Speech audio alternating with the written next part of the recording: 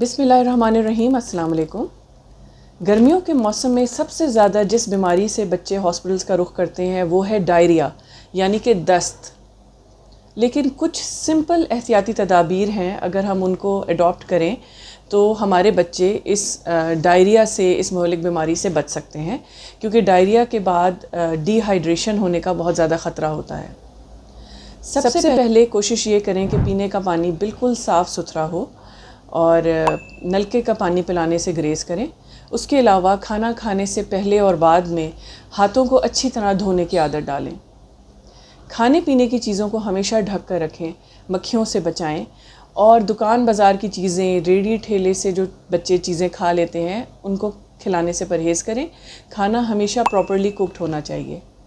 اگر بچے کو ڈائریا ہو گیا ہے تو فوراً بچے کو گھر میں ORS استعمال کرانا شروع کر دیں تاکہ وہ ڈی ہائیڈریشن سے بچ سکے۔ اس کے علاوہ بچوں کو پرو بایوٹک ضرور دینی چاہیے، کیونکہ پرو بایوٹکس گٹ کے جو نارمل بیکٹیریا ہیں ان کو ریسٹور کرتی ہیں۔ شکریہ۔